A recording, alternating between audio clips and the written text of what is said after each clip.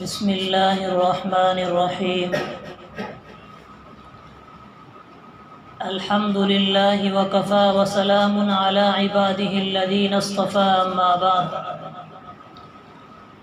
اعوذ باللہ من الشیطان الرجیم بسم اللہ الرحمن الرحیم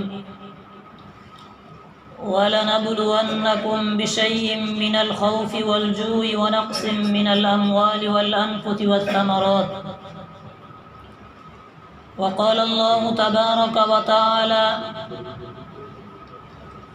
وَلَقَدْ فَتَنَّا الَّذِينَ مِنْ قَبْلِهِمْ فَلَيَعْلَمَنَّ اللَّهُ الَّذِينَ صَدَقُوا وَلَيَعْلَمَنَّ الْكَاذِبِينَ وقال الله تبارك وتعالى الذي خلق الموت والحياة ليبلوكم أيكم أحسن عملا وقال النبي صلى الله عليه وسلم لم يتمعر رجعه في ساعة قطه صدق الله وصدق رسوله النبي الكريم ونحن على ذلك لمن الشاهدين والشاكرين والحمد لله رب العالمين خود نہ تھے جو راہ پر اوروں کے ہادی بن گئے خود نہ تھے جو راہ پر اوروں کے ہادی بن گئے کیا نظر تھی جس نے مردوں کو مسیحا کر دیا۔ آج کا عنوان ہمارے قابل احترام اور آپ کے نوسر جامع مسجد کے امام جناب حضرت مولانا الیاس صاحب کی طرف سے ہی متعین کیا گیا ہے کہ حضور اکرم صلی اللہ علیہ وسلم کی دعوت اور آپ کی تبلیغ۔ اسی طرح میں آپ کے صحابہ کی جماعت کی روشنی پر صحابہ کی جماعت کی قربانیوں پر بھی میں روشنی ڈالوں گا۔ دعا ہے رب کریم مجھے صحیح بات کہنے کی اور اس پر ہم سب کو عمل کرنے کی توفیق عطا فرمائے۔ ابھی میں نے آپ کے سامنے قرآن کریم کی 3 آیات اور حضور اکرم صلی اللہ علیہ وسلم کا ایک فرمان پڑھا ہے، جن میں سب سے پہلی آیت وَلَنَبْلُوَنَّكُمْ بِشَيْءٍ مِّنَ الْخَوْفِ وَالْجُوعِ وَنَقْصٍ مِّنَ الْأَمْوَالِ وَالْأَنفُسِ وَالثَّمَرَاتِ۔ اس آیت میں اللہ تبارک و تعالی نے فرمایا البتہ یقیناً ہم تم کو آزمائیں گے، کبھی خوف کے ساتھ، کبھی پھلوں کی کمی کے ساتھ، کبھی آزمائشوں اور تکلیفوں کے ساتھ۔ اور خوشخبری ہے ان لوگوں کے لیے جو صبر کرتے ہیں اور کہتے ہیں کہ یقیناً ہم سب اللہ ہی کی طرف سے ہیں اور ہم سب کو لوٹ کر اللہ ہی کی طرف جانا ہے۔ دوسرے مقام پر ارشاد فرمایا وَلَقَدْ فَتَنَّا الَّذِينَ مِنْ قَبْلِهِمْ فَلَيَعْلَمَنَّ اللَّهُ الَّذِينَ صَدَقُوا وَلَيَعْلَمَنَّ الْكَاذِبِينَ۔ البتہ یقیناً اللہ تبارک و تعالی نے تم سے پہلے لوگوں کو بھی آزمایا اور اللہ تبارک و تعالی آزمائے گا تمہیں بھی۔ تیسرے مقام پر ارشاد فرمایا الذی خلق الموت والحیاة لیبلوکم ایکم احسن عملا۔ اس آیت شریفہ کا بھی ترجمہ ہی ہے الذی، اللہ وہ ذات ہے جس نے موت کو بھی پیدا کیا اور حیات کو بھی پیدا کیا، اور یہ موت اور حیات کو اس لیے پیدا کیا لیبلوکم ایکم احسن عملا، تاکہ اللہ تبارک و تعالی تمہیں آزمائے کہ تم میں سب سے بہتر اور سب سے اچھے اعمال کر کے کون اللہ کی دربار میں پیش ہوتا ہے۔ حدیث شریف میں آتا ہے کہ ایک مرتبہ نبی اکرم صلی اللہ علیہ وسلم کے پاس ایک صحابی آئے اور فرمایا یا رسول اللہ مجھے ایک وصیت فرمائے۔ وہ صحابی تھے سفیان بن عبداللہ ثقفی رضی اللہ تعالی عنہ آئے اور فرمایا یا رسول اللہ مجھے ایک وصیت فرما دیجیے۔ تو آپ نے فرمایا آمنت باللہ فاستقم، تم یہ کہہ دو کہ میں اللہ پر ایمان لایا اور اس پر ڈٹ جاؤ، استقامت اختیار کرو اور اس سے پیچھے نہ ہٹو۔ تو قرآن کریم کی یہ آیات اور ان حدیث مبارکہ سے ہمیں جس بات کی تعلیم دی گئی ہے وہ ہے ایمان پر استقامت اختیار کرنا اور دین کے خاطر آنے والی آزمائشوں کو اور تکلیفوں کو برداشت کرنا۔ اسی طرح نبی اکرم صلی اللہ علیہ وسلم نے ارشاد فرمایا لقد اوذیت فی اللہ ما یؤذی احد، آپ نے فرمایا دین کے خاطر، ایمان کے خاطر جتنی مجھے تکلیفیں دی گئی اتنا کسی کو نہیں ڈرایا دھمکایا گیا، جتنی مجھے تکلیفیں دی گئی اتنی کسی کو نہیں دی گئی۔ تو سب سے زیادہ آزمائشیں امام الانبیاء صلی اللہ علیہ وسلم پر آئی ہیں اور اس کے بعد حضرات صحابہ اور سلف پر آئی ہیں۔ جو بندہ دین میں جتنا مضبوط ہوتا ہے اس پر آزمائشیں بھی اسی طرح کی آتی ہیں۔ حضرت انبیاء علیہ السلام میں سے حضرت نوح علیہ السلام 950 سال تک ایمان کی دعوت دیتے رہے، تبلیغ کرتے رہے، ہر قسم کی آزمائشوں کو اور تکلیفوں کو برداشت کرتے رہے، ان کی طرف سے بے اکرامی اور بے احترامی کو بھی برداشت کیا، اپنوں کے گلے بھی سنتے رہے، غیروں کے طعنے بھی سنتے رہے، لیکن 950 سال تک دین کی دعوت سے ایک قدم بھی پیچھے نہیں ہٹے اور استقامت کے ساتھ دین کی دعوت دیتے رہے۔ اللہ تبارک و تعالی نے کلام پاک میں فرمایا الیوم اکملت لکم دینکم واتممت علیکم نعمتی ورضیت لکم الاسلام دینا۔ اس آیت شریفہ کا بھی ترجمہ یہ ہے کہ اللہ تعالیٰ نے آپ صلی اللہ علیہ وسلم پر دین کو مکمل کر دیا اور اللہ تعالیٰ اسی دین سے راضی ہیں۔ امام بیہقی رحمۃ اللہ علیہ نے شعب الایمان میں لکھا ہے کہ ایک بندہ دین پر بھی چل رہا ہے، اللہ کے حکم پر بھی چل رہا ہے، نبی علیہ السلام کے طریقے پر بھی چل رہا ہے، 5 وقتہ نماز بھی پڑھ رہا ہے، تکبیر اولیٰ کے ساتھ صف اول میں نماز بھی پڑھ رہا ہے، پھر بھی اللہ تبارک و تعالی نے حضرت جبرائیل علیہ السلام کو فرمایا کہ فلاں بستی والے لوگوں کو عذاب دو،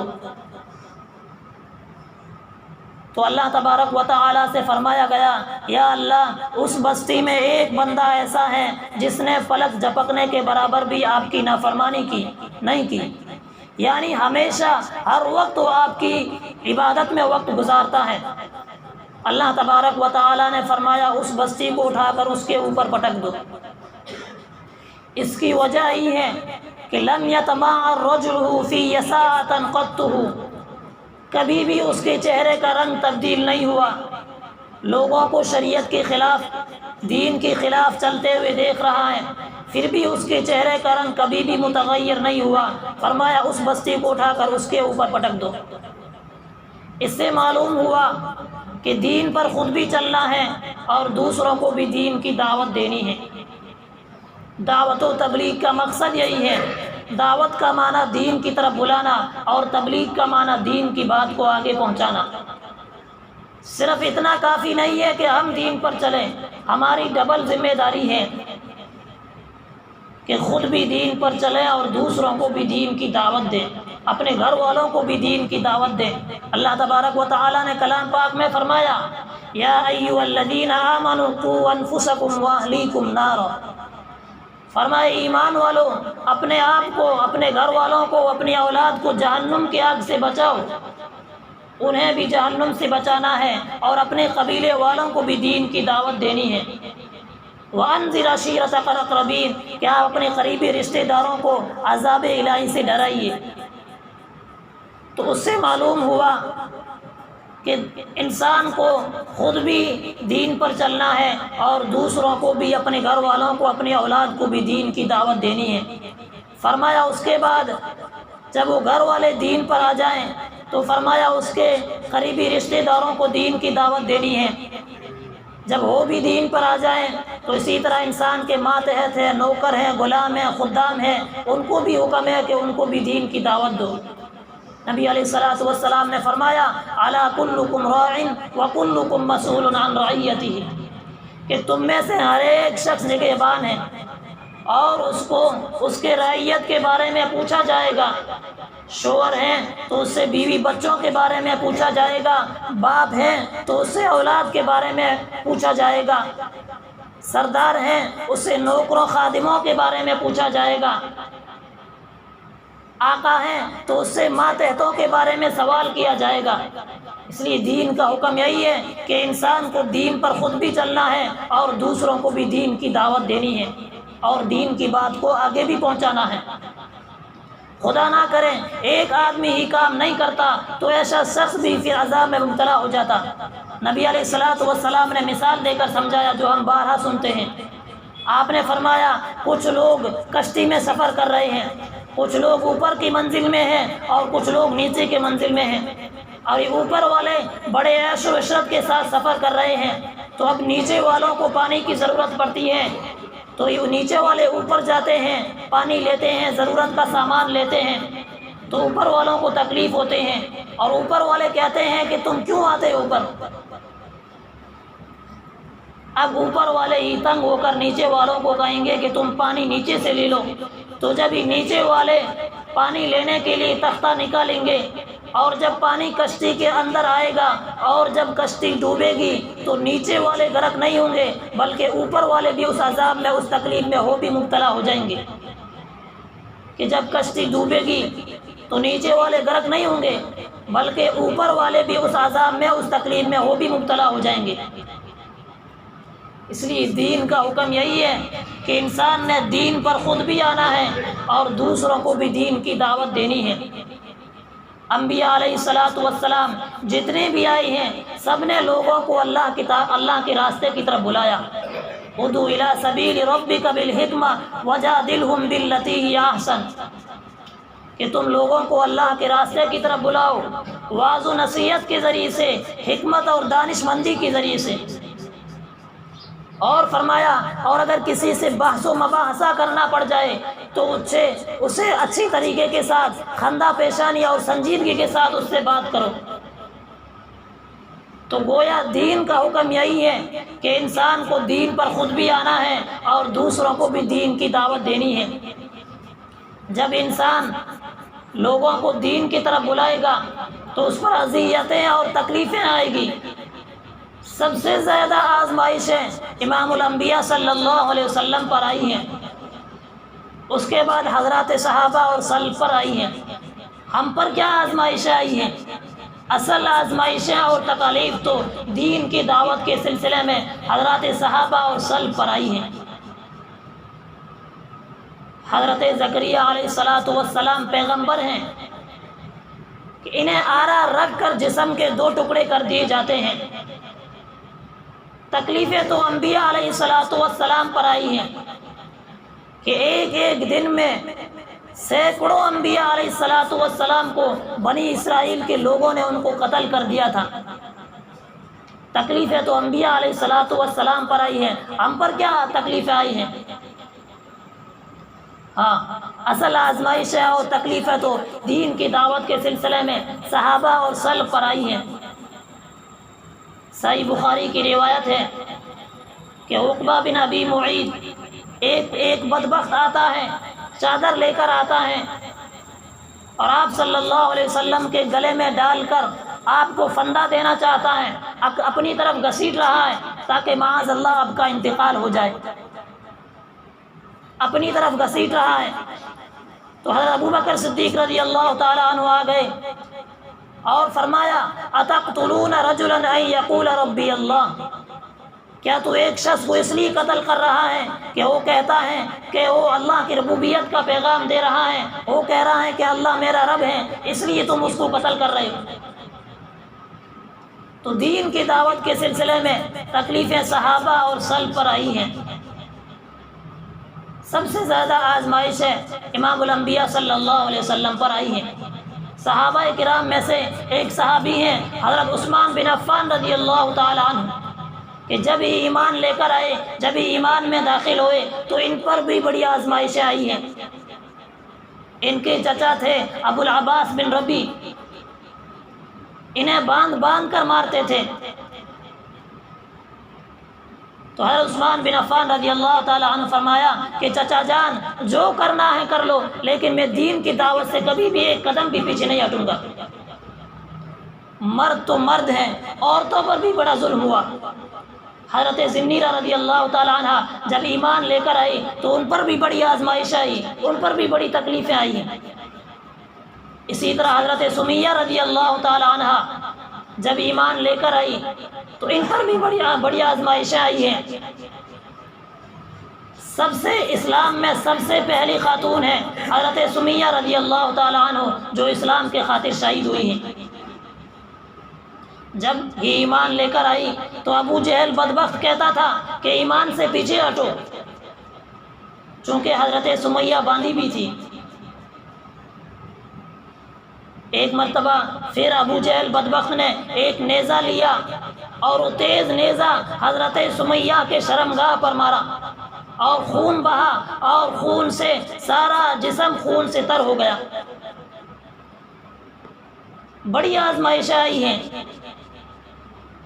اور ان کے شوہر تھے حضرت یاسر اور اس کے بیٹے حضرت عمار، ان تینوں پر بڑی آزمائشیں آئی ہیں۔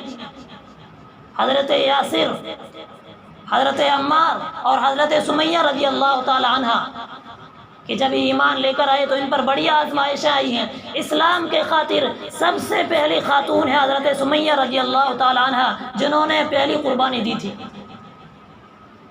اس لیے میرے بھائیوں، یہ دین جو ہم تک پہنچا ہے بڑی آزمائشوں اور تکلیفوں کے ساتھ پہنچا ہے، اس لیے ہمیں دین کی قدر نہیں ہے۔ یہ جو کلمہ ہمیں ملا ہے، یہ کلمہ ہمیں ماں کی گود میں ملا ہے، اس لیے ہمیں دین کی قدر نہیں ہے۔ 1,44,000 صحابہ، جن میں سے 10,000 کی قبر مدینے میں، صرف 10,000، 1,34,000 کہاں چلے گئے؟ ابو ایوب انصاری کی قبر قسطم میں بنی۔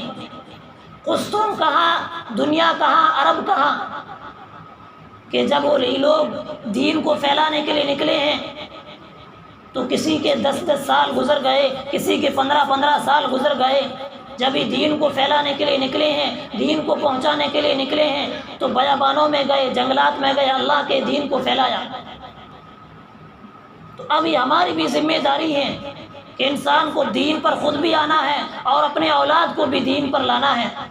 اسباب کی وجہ سے اپنے اولاد کو دین سے محروم نہ رکھو، کہ بچہ اگر دین سیکھنا چاہتا ہے تو اسے دین سکھاؤ۔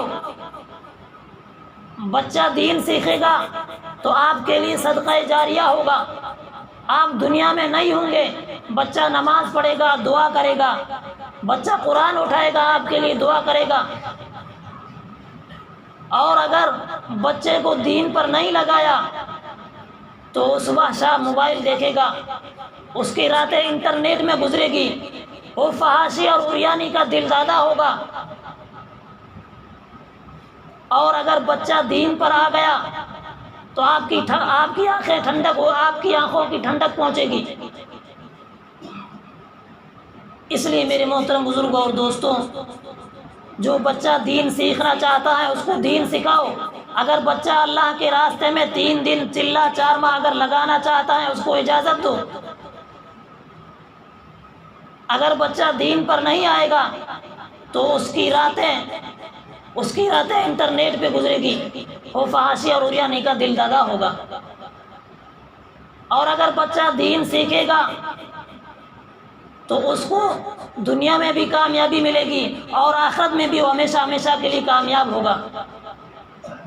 اگر بچہ 2 لاکھ روپے تنخواہ لائے لیکن آپ کو جواب دے، آپ کے گریبان میں ہاتھ ڈالے، آپ کے سامنے بدتمیزی کرے، تو اس 2 لاکھ کی کیا حیثیت؟ بچہ اگر 10,000 روپے لائے لیکن آپ کے سامنے آنکھیں جھکی ہوئی ہو، آپ کے سامنے اف نہ کرے، آپ کے اشارے پہ مر مٹنے کو تیار ہو جائے، تو 10,000 2 لاکھ پر بھاری ہیں۔ اس لیے میرے محترم بزرگوں اور دوستوں، اپنے بچوں کو دین سکھاؤ، اپنے بچوں کو اللہ کے راستے میں بھیجو۔ ابھی اسکولوں کی چھٹیاں چل رہی ہیں, ابھی کالجوں کی چھٹیاں چل رہی ہیں, بچے ویسے ہی آوارے گھوم رہے ہیں. بچے نماز سے دور ہیں, مسجد سے دور ہیں, مسجد کے اعمال سے دور ہیں, فرشتوں والے ماحول سے دور ہیں.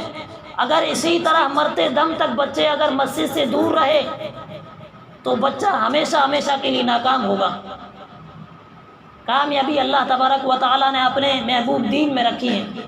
اس لیے میرے محترم بزرگوں اور دوستوں, ہمیں اپنے اولاد کو بھی اللہ کے راستے میں بھیجنا چاہیے. اس لیے اپنے اولاد کو پیسے کی مشین نہ بنائیں, بلکہ اپنے اولاد کو اعمال کی مشین بنائیں.